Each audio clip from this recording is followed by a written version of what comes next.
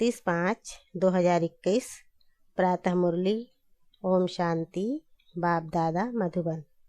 आज बाबा ने कहा, मीठे बच्चे, यह दुनिया कब्रिस्तान होने वाली है, इसलिए इससे दिल नहीं लगाओ, परिस्तान को याद करो।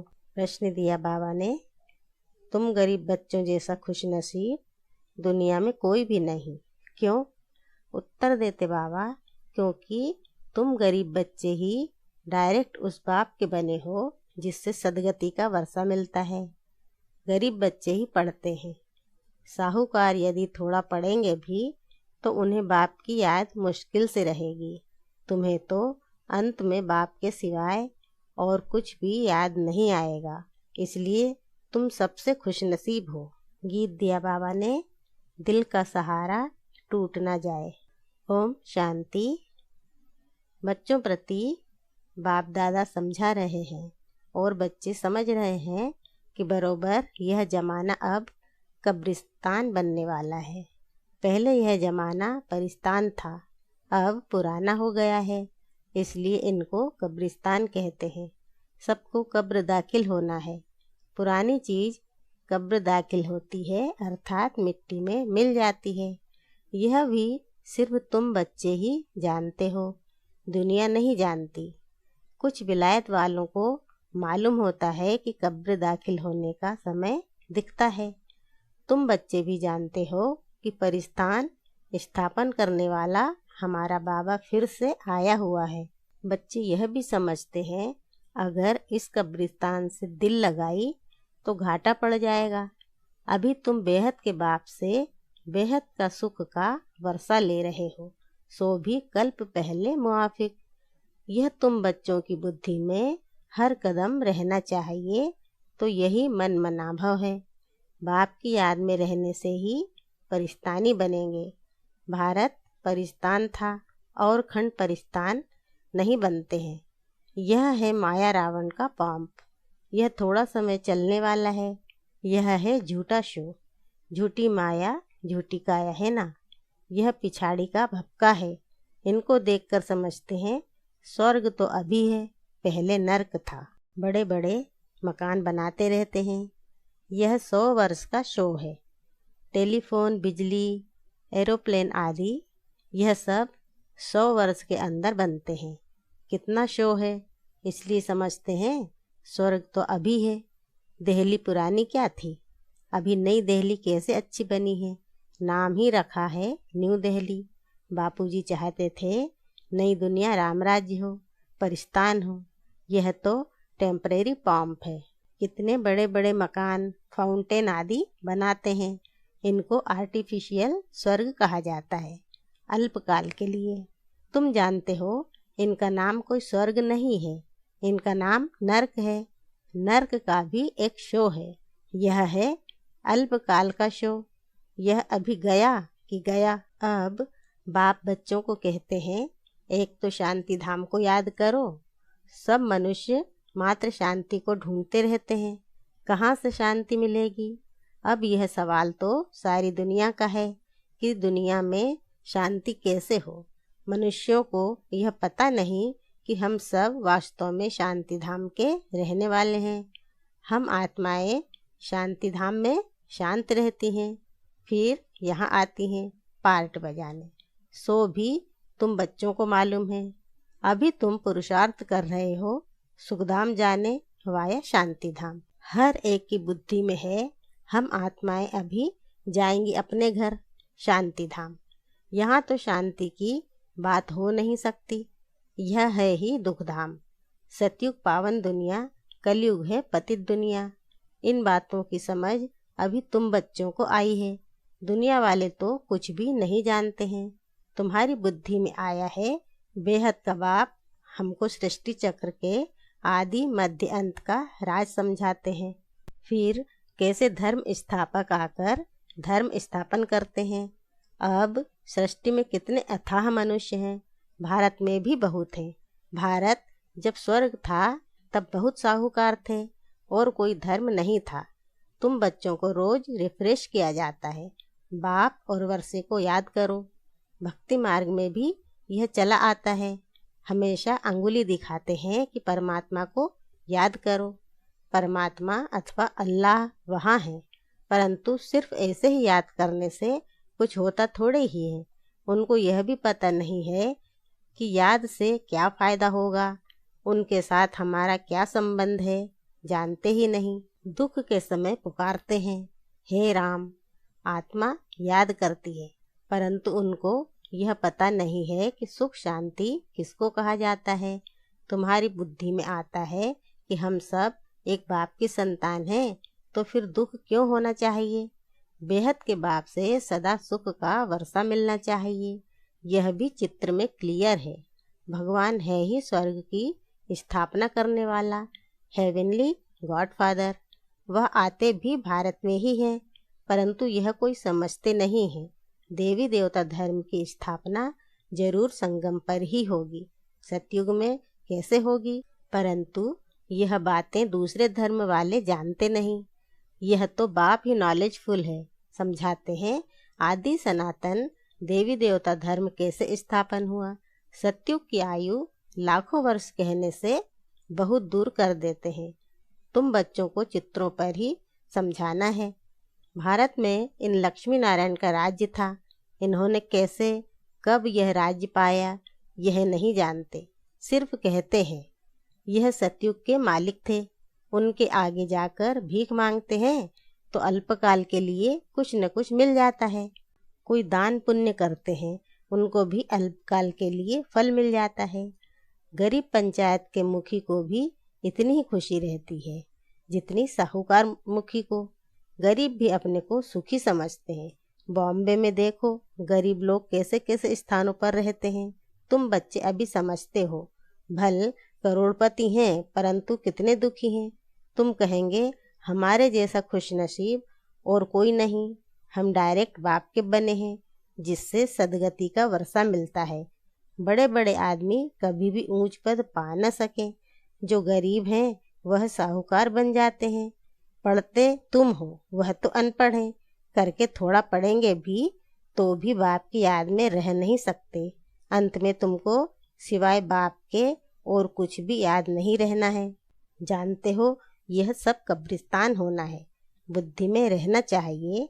यह जो हम धंधा आदि करते हैं थोड़े समय के लिए है। धनवान लोग धर्मशालाएं आदि बनाते हैं, वह कोई धंधे के लिए नहीं बनाते हैं।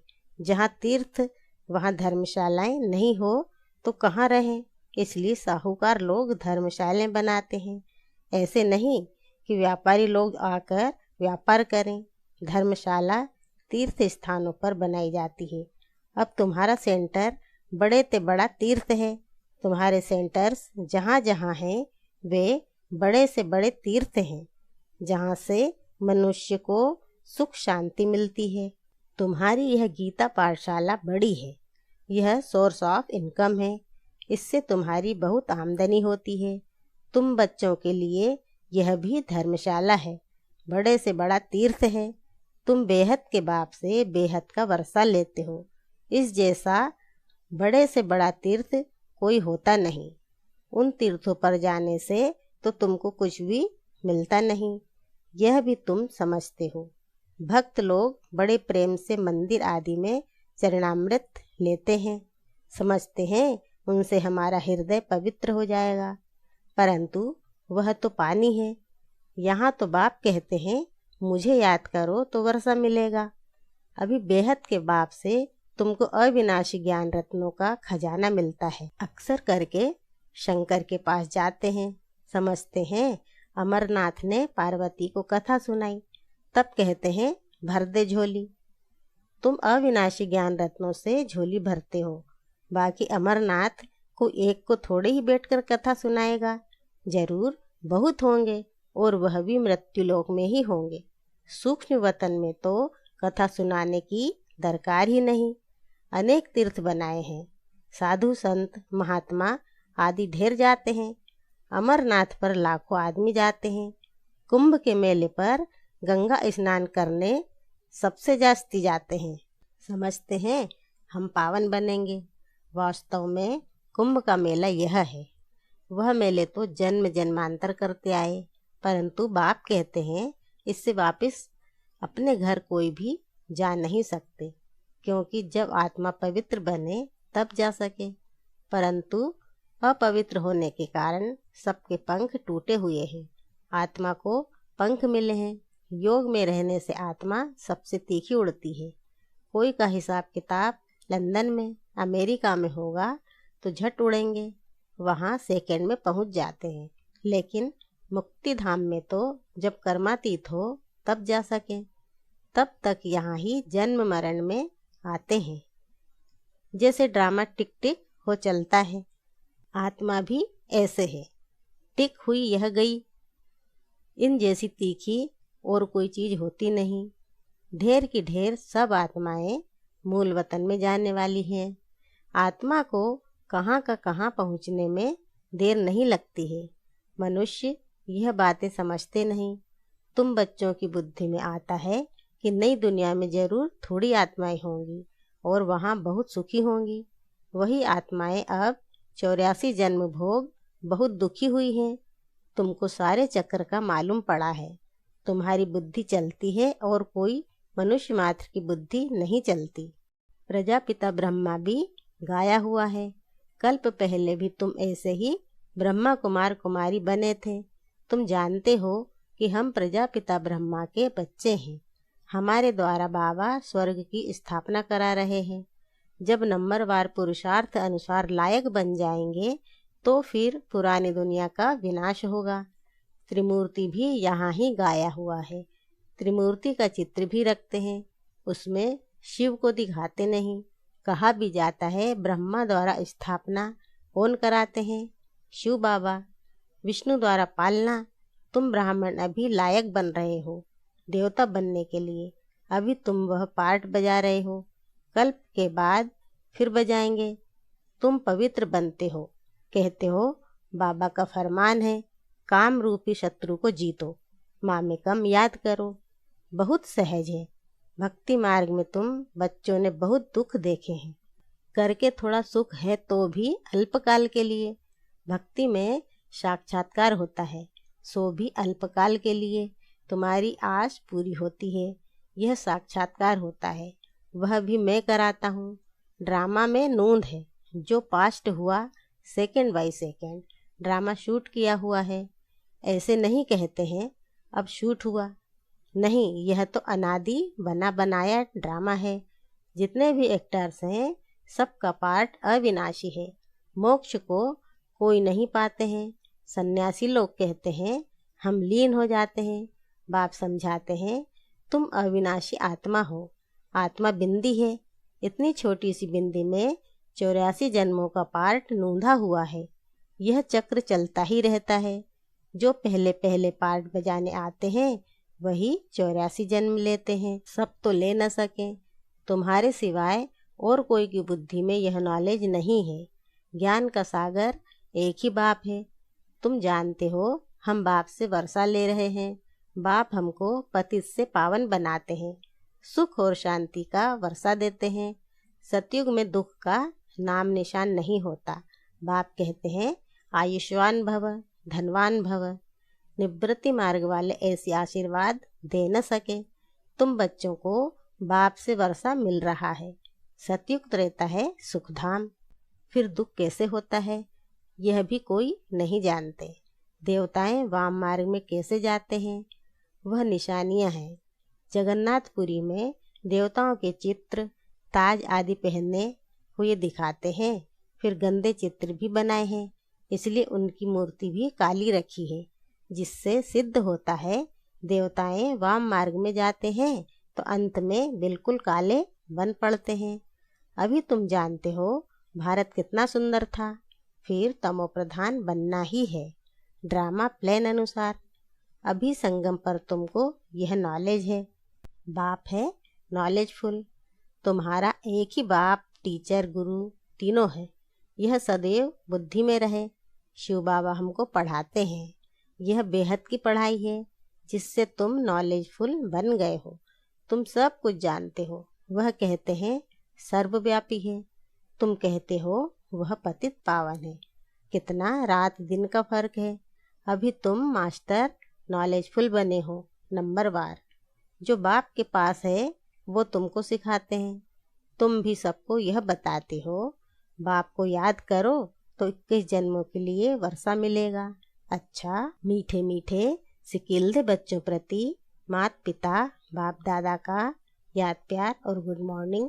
रूहानी बाप की रूहानी बच्चों को नमस्ते और हम रूहानी बच्चों की रूहानी माता पिता बाप दादा को याद प्यार गुड मॉर्निंग और नमस्ते नमस्ते नमस्ते। ओम शांति बाबा, ओम शांति। शुक्रिया बाबा, शुक्रिया। धारणा के लिए मुख्य सार।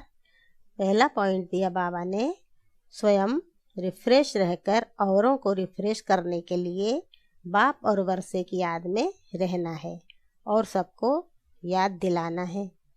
दूसरा पॉइंट है, इस पुरानी दुनिया से, इस कब्रिस्तान से दिल नहीं लगानी है। शांति धाम सुख धाम को याद करना है। स्वयं को देवता बनने के लायक बनाना है। वरदान दिया बाबा ने, नशे और निशाने की स्मृति से सर्व कर्मेंद्रियों को ऑर्डर प्रमाण चलाने वाले ताज व तख्त नशीन भव। संगम युग पर बाप दादा द्वारा सभी बच्चों को ताज और तख्त प्राप्त होता है। प्योरिटी का भी ताज है तो जिम्मेवारियों का भी ताज है। अकाल तख्त भी है तो दिल तख्त नशीन भी हो। जब ऐसे डबल ताज और तख्त नशीन बनते हो तो नशा और निशाना स्वतः याद रहता है। फिर यह कर्मेंद्रियां जी हुजूर करती हैं। जो ताज व तख्त छोड़ देते हैं उनका ऑर्डर कोई भी कारोबारी नहीं मानते।